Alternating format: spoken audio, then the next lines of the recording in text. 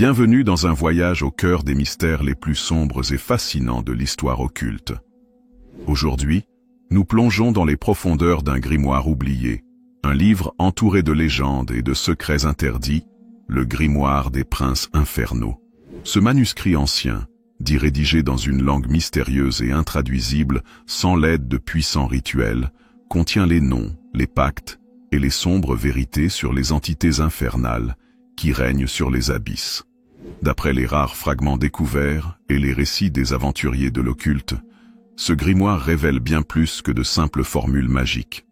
Il dévoile un univers parallèle, où des princes démoniaques s'affrontent dans des luttes de pouvoir éternel, où chaque ligne du texte semble cacher une porte vers l'inconnu. Mais attention, car ceux qui osent percer ces mystères finissent souvent par payer le prix ultime. Alors, attachez vos ceintures, ouvrez vos esprits, et préparez-vous à une immersion totale dans l'ombre. Ce récit n'est pas pour les âmes sensibles, car il explore des vérités interdites, des connaissances qui ne devaient jamais être révélées.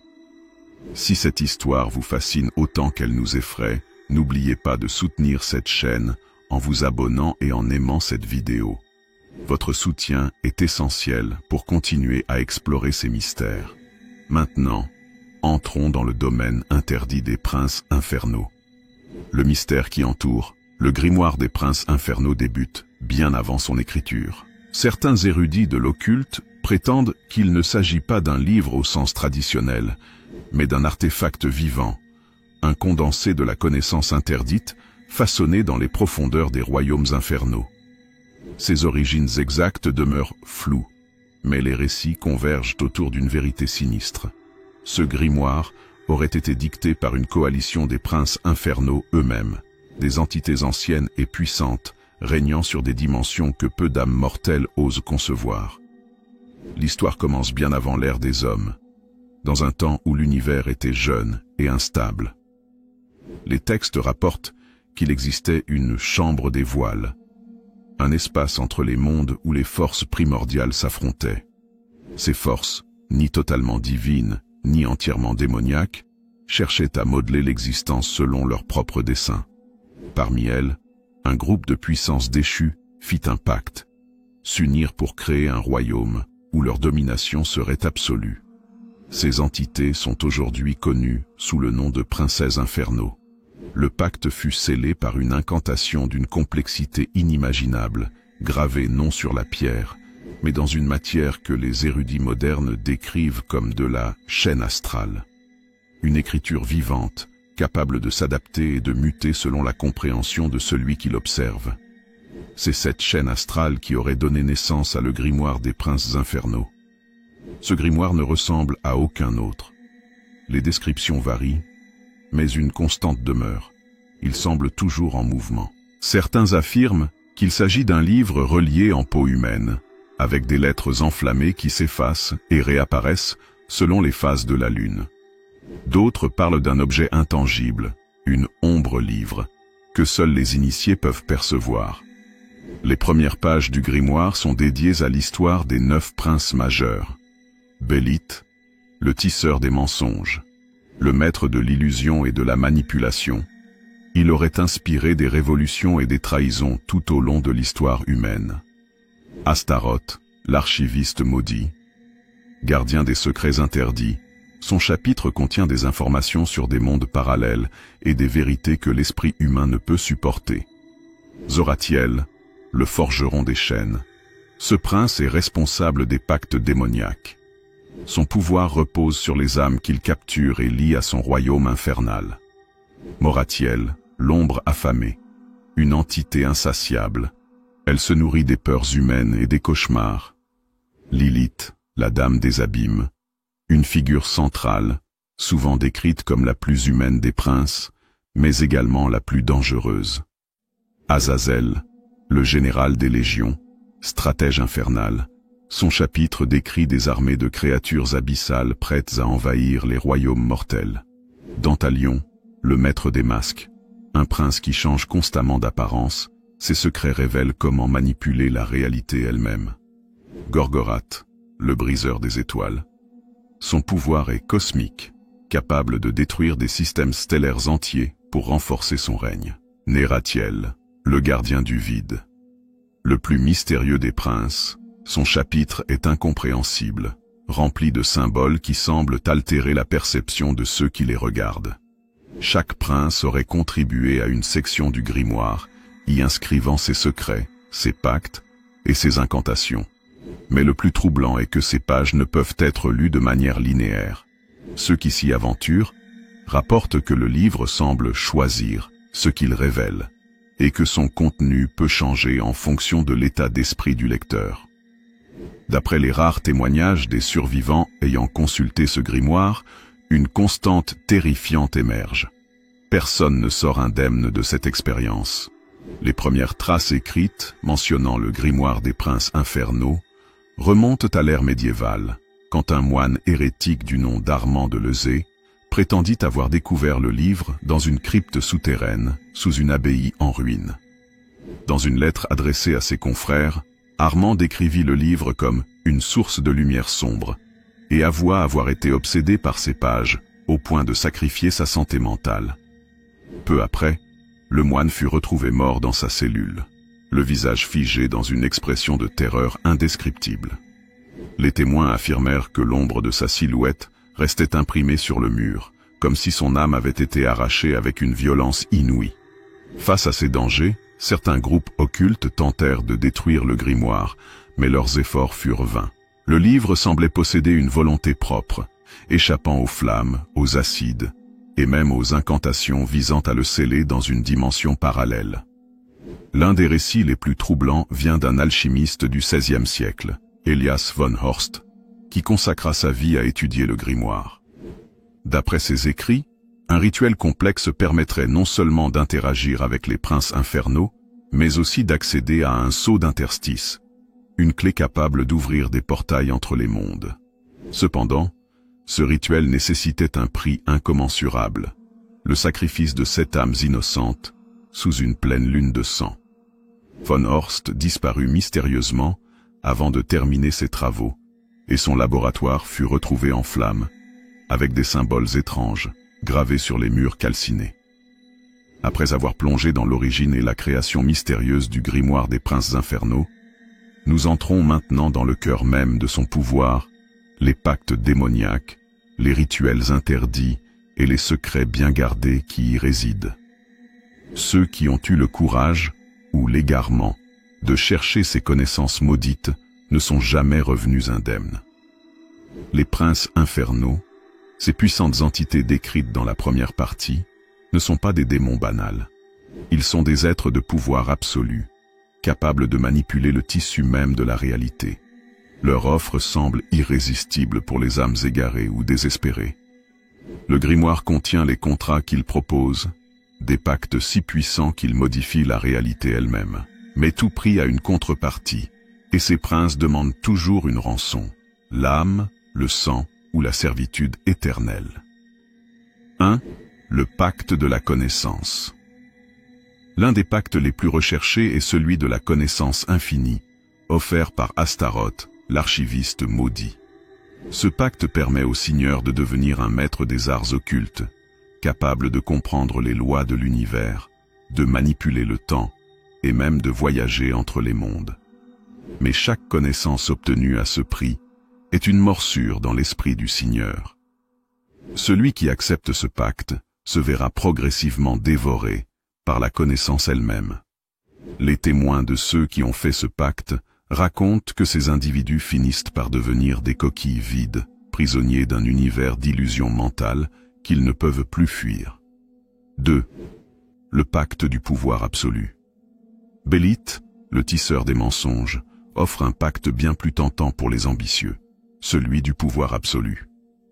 En échange d'un serment de fidélité, le Seigneur peut obtenir l'influence sur des royaumes entiers, des pouvoirs surnaturels et la capacité de manipuler l'esprit des autres.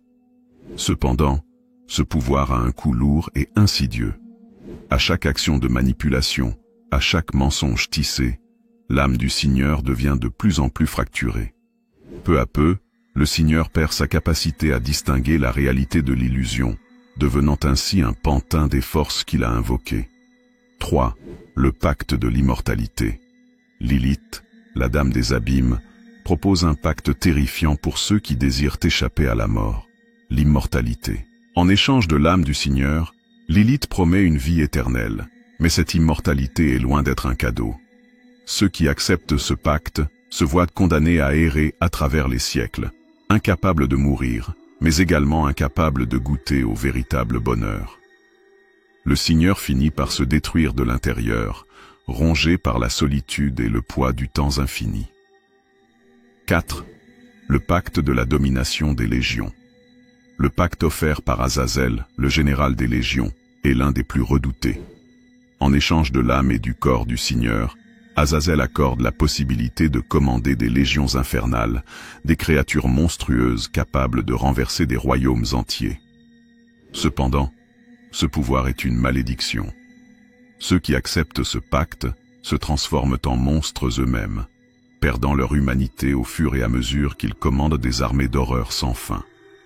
Leur esprit se brise sous la pression de la domination, et ils finissent par devenir des esclaves de leur propre création. 5. Le pacte de l'équilibre cosmique. Gorgoroth, le briseur des étoiles, offre un pacte d'une nature différente, celui de l'équilibre cosmique. Ce pacte permet au Seigneur de contrôler les forces cosmiques, de détruire des étoiles et de manipuler les lois fondamentales de la physique. Cependant, ce pouvoir est synonyme de destruction totale. À chaque utilisation de ces pouvoirs, une part de l'humanité du Seigneur se consume, jusqu'à ce qu'il devienne une entité semblable à Gorgoroth lui-même, vide, brisé et obsédé par la destruction. Les rituels maudits. Le pouvoir à travers les portes. Les pactes décrits dans le grimoire ne sont que la surface de ce que le grimoire des princes infernaux contient.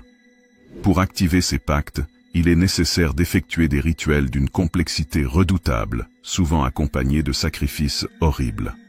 Ces rituels permettent non seulement d'entrer en contact avec les princes, mais aussi d'ouvrir des portails vers leur royaume. Voici quelques-uns des rituels les plus connus, extraits du grimoire. 1. Le rituel de l'invocation de Bélite. Le rituel pour invoquer Bélite est l'un des plus dangereux. Il nécessite un cercle magique tracé avec le sang de 9 victimes humaines, sacrifiées lors d'une nuit sans lune. Une fois le cercle activé, l'invocateur doit réciter une incantation en langage démoniaque que seuls les plus anciens grimoires peuvent déchiffrer. Ceux qui réussissent l'invocation peuvent recevoir des visions du passé et de l'avenir, mais leur esprit commence immédiatement à se dissoudre dans une mer de mensonges et de tromperies. 2. L'invocation de l'ombre de Lilith. Pour invoquer Lilith, le rituel exige la création d'un miroir sombre, une surface noire comme l'obsidienne, qui sert de portail entre le monde des vivants et celui des démons. L'invocateur doit se tenir devant ce miroir pendant une nuit d'éclipse lunaire et réciter des incantations de désir et de souffrance. Si l'invocation est réussie, Lilith apparaîtra sous la forme d'une femme envoûtante, mais ceux qui osent la regarder dans les yeux verront leur âme dévorée peu à peu. 3. Le cercle des légions d'Azazel. Le rituel permettant de contacter Azazel est un processus long et épuisant. Il nécessite des sacrifices sanglants et un sacrifice ultime, celui de la personne souhaitant faire le pacte. Le Seigneur doit se couper les mains, offrir son sang à l'autel et réciter l'incantation en langues anciennes.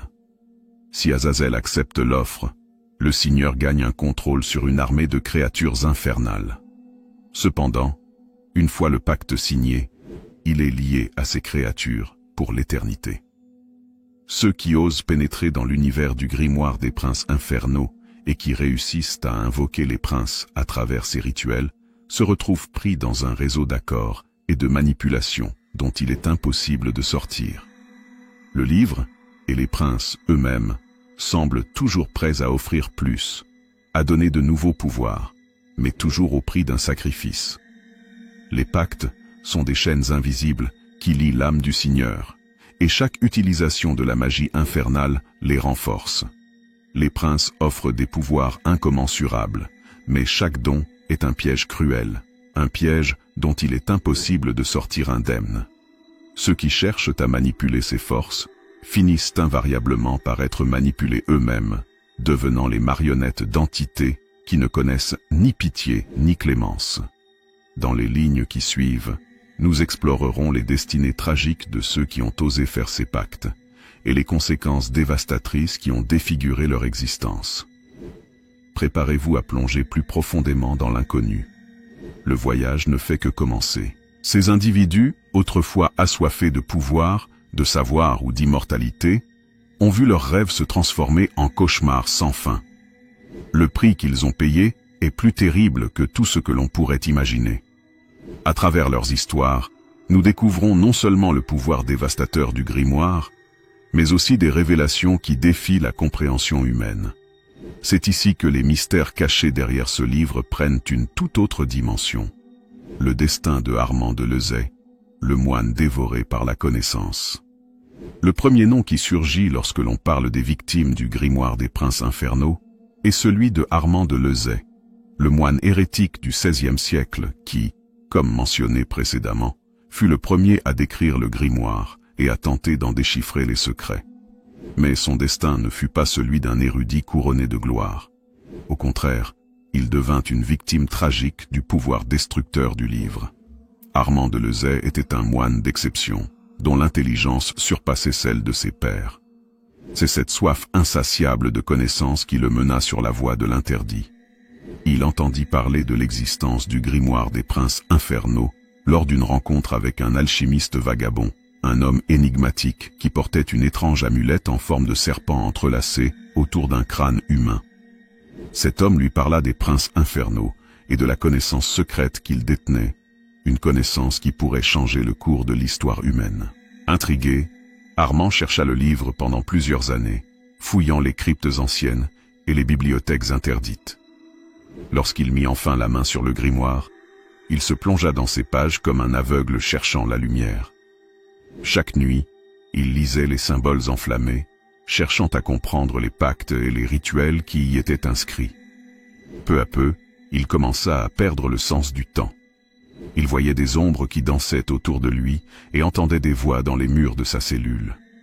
Ces voix murmuraient des vérités qui le hantaient, des vérités sur l'humanité, sur les princes infernaux et sur son propre rôle dans le grand jeu des forces cosmiques.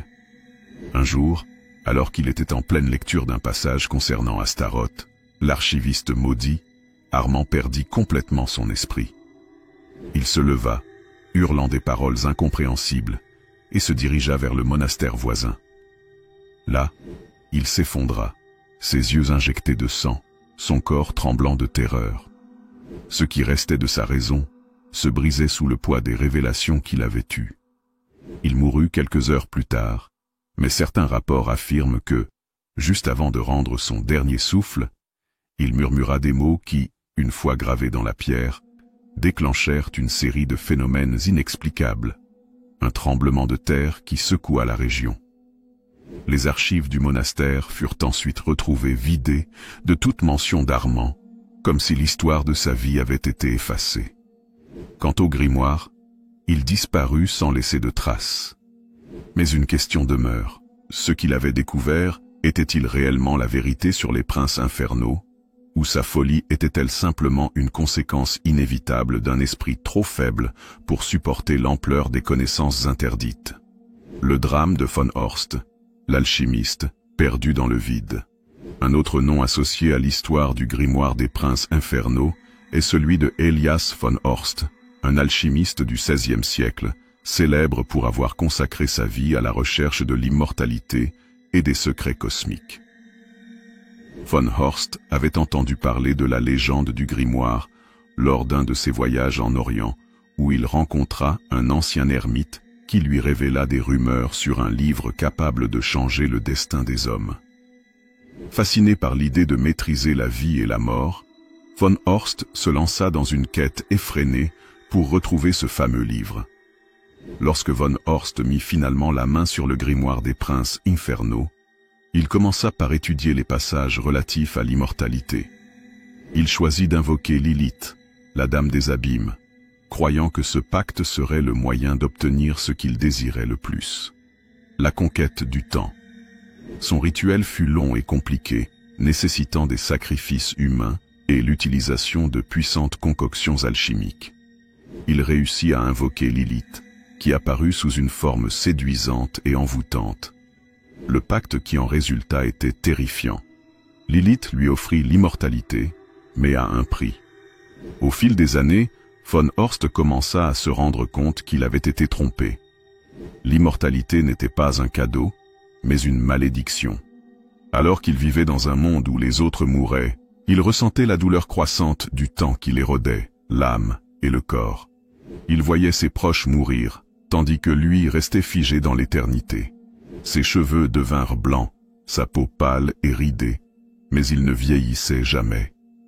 Les rires des enfants qui naissaient et mouraient autour de lui le hantaient, et il sombra peu à peu dans une profonde solitude.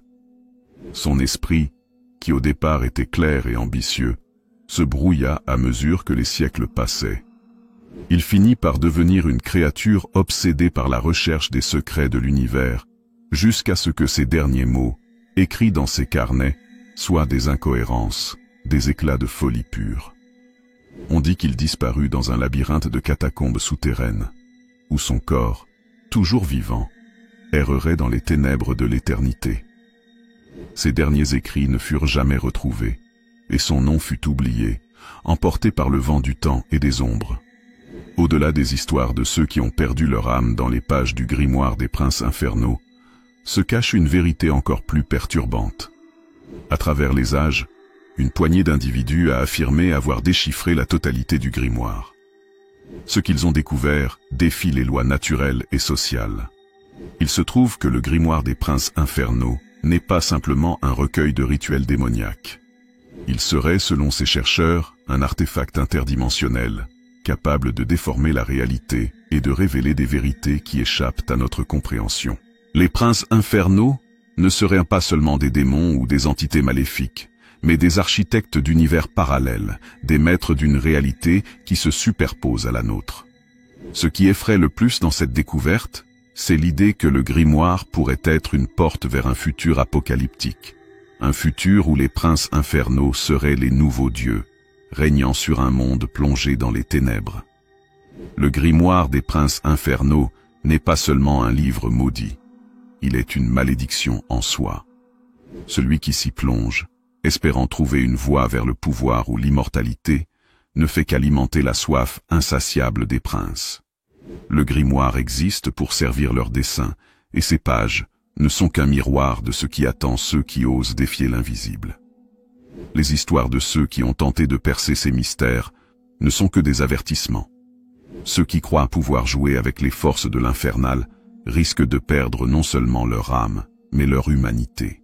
Et dans le fond, la plus grande révélation du grimoire est celle-ci. Une fois que vous avez ouvert la porte, il n'y a plus de retour possible. C'est ainsi que se termine notre voyage au cœur des ténèbres, là où l'ombre du grimoire des princes infernaux plane toujours, attendant patiemment le prochain imprudent qui cherchera à en connaître les secrets. Nous arrivons à la fin de ce voyage fascinant et mystérieux à travers les pages du grimoire des princes infernaux. Avant de vous laisser repartir, il est important de réfléchir aux leçons profondes que ce grimoire et les récits qui l'accompagnent nous enseignent. Leçon à tirer. 1.